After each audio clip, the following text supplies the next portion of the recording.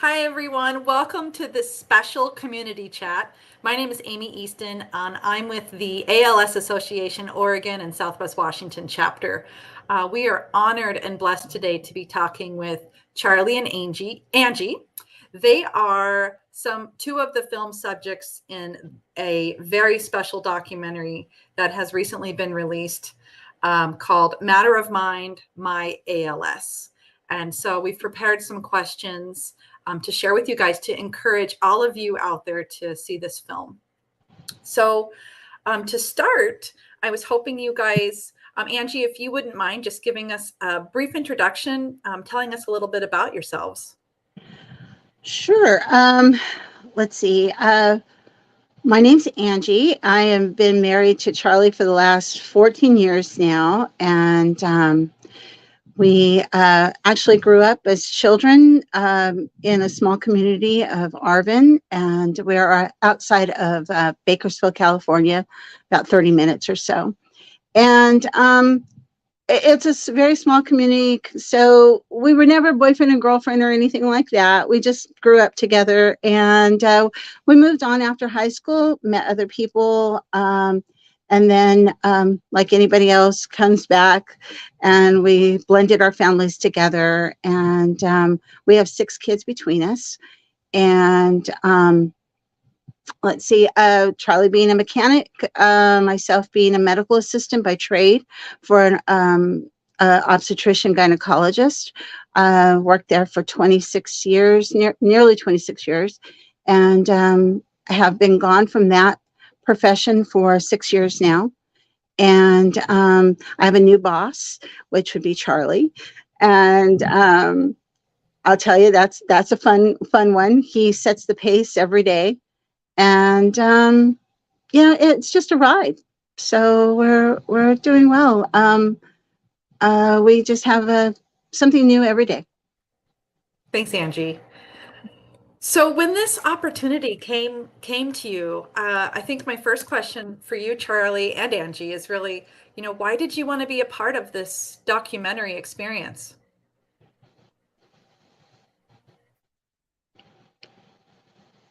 I think Charlie's going to answer that. What was your reason for wanting to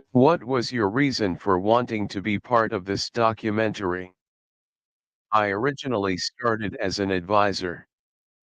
They found me on social media, and through the ALS Association. I gave my views and opinions on what they should show, and what they shouldn't. Their Barbie-looking wives half their age, and their kids in Ivy League schools. Not about CEOs of Fortune 500 companies, already famous in the entertainment world. They should show regular ordinary people, and their families. Show the real faces of ALS. As time passed, I was asked if I wanted to participate in the documentary. I leaped at the opportunity to participate in something bigger than us, and I wanted to be a part of any forum that educates what ALS is, and spread the word. Something that would show different journeys taken. I've never been a good poster boy for ALS, so I do what I can to help others with this devastating disease. I wanted people to see that you can live with advanced ALS, and be happy. Thank you so much for that message, Charlie. I loved the comments about ALS being, let's shine the spotlight on regular people and let's really see it.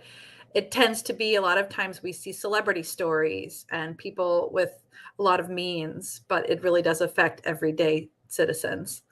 Angie, did you have anything else to share?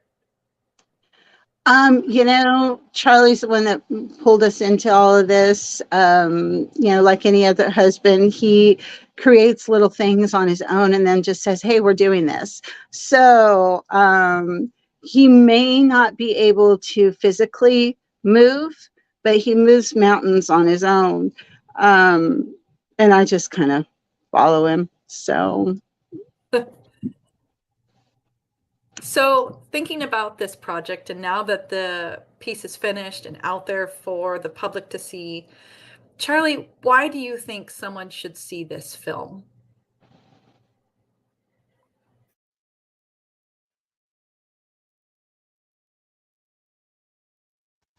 Why should someone see this film? If you have ALS, you'll see three possible extreme or end it. No matter what a person decides, it's hard on the families. Watching this document ALS really is. Pamphlets and literature always show happy families with smiling faces, with an old guy in a power chair, and a beautiful lush background. The truth is that it's not what ALS is about. Everyone goes through family, finance, insurance, and health problems the whole way through. It's not a happy time, so you must reinvent yourself, and find a new purpose to be satisfied and happy. This is a powerful documentary on ALS, the struggles of life and the fight. Thank you for that, Charlie. Angie, anything else to add? I think he said it well. There's just so much out there that just cooks a little bit more plush. I mean, there's this film was made for PBS, so it had to be ingestible. Let's just say that. So there's a lot more to it that just for the faint of heart, it's just not a good thing to see. But it I think it kind of gets to the raw emotional part of it for sure. It's not a journey any of us have chosen. It's not a journey that anybody wants to be on. But I think if you go into it with the right frame of mind, you can make it livable and just make life the rest of the journey just ingestible. Let's just say that. Um, so, like he said, there's just so many of those kind of things that you've seen where it's just famous people, and here we are in this small little dusty town, and we're still continuing, and we do it because we love each other. And he has so much more beyond beyond what I can imagine that he needs to tell somebody or let people know. At one point or another, people have either called him a unicorn or a lighthouse. And I see him like a lighthouse. It's like he's just trying to shine the light for other people to see something like it's going to be okay. And this is just guide you this way. And you guys find your own way to go through the journey on your own in your own family. But it's doable. Well, I know that people in our community here in Southwest Washington and Oregon can really see themselves in moments and parts of your story themselves. So I felt it was such great representation of what their experiences were from all three of the stories that were featured. So, Charlie, I really wanted to get your input on, what kind of advice might you have for someone who's just starting their journey with ALS and that are newly diagnosed?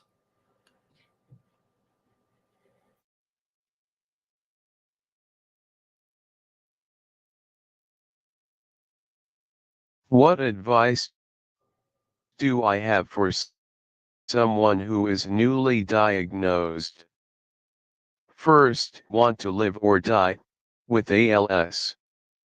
If you decide to live, you have to be proactive with the steps of progression, like getting equipment and procedures early. When you need something, it's a little too late. Get everything before you need it. The wait for equipment or a feeding tube can be long and a killer. Losing weight and procrastinating is a killer as well. So many people have gone through heartaches and suffering due to their procrastination. So, don't do it. Another tip is to find good ALS doctors and clinics. I've always killer isn't ALS, but incompetent doctors who don't give you options or information. Has a hard time breathing, aspirates while eating, has lost a lot of weight, and no medical professional has told them about things like a BiPAP, eye charts, communication devices, feeding tubes, or about the different ALS organizations, which leads to people falling through the cracks. You have to be your own advocate, and talk to others that have this devastating disease. I hope this helps someone who is newly diagnosed. Living with ALS is hard, but it can be done, especially if you have love and support from others. Thank you for that, Charlie. Angie, do you have any other comments on that question? Just to back up what he said, if somebody is, let's go back to the fact that when you're given that diagnosis, the world just stops. They tell you 2 to 3 years, or the 3 to 5 years, sorry, 3 to 5 years, and like with Charlie, his was right down at 3 years where he chose to do the trach. So he was within that span. But when you're given that diagnosis, everything just goes blank. And all you can hear is, this is it in your head. My advice to somebody would be, let go of that. It's just something that they have to go by. It, no one's going to tell you when the end is. Nobody knows. It could be, or Charlie, it could have been yesterday, today, or 5 years from now. We don't know, or longer. So you just have to learn how to move on and move forward and make life still normal, a new normal. Personally, I thought of it as Charlie being in a bad accident, and we had to recreate our environment and recreate all these different things so that we could continue moving forward. So with that diagnosis saying this is it, it was just like it was like a deer in headlights. So like I said, it's all doable. Just put what they have to say with a grain of salt and just continue. Thank you for that, Angie. Thank you guys so much for preparing your responses and for sharing your story with our community here in Oregon and Washington. And for those of you watching, know that you can watch Matter of Mind, My ALS right now. All you need to do is reach out to the chapter on Facebook. We can give you a URL and a passcode to watch this documentary completely free. So all the members of our community here are welcome to see this film. And please do share your feedback about the documentary to PBS. There's a survey to fill out after you watch the film. And of course, we're having an in-person screening on Friday, September 1st. So if you'd like to come and be a part of that movie watching experience in Portland, we'd love to have you. And you can find more information about that event on our Facebook page. Thank you guys so much. Thank you.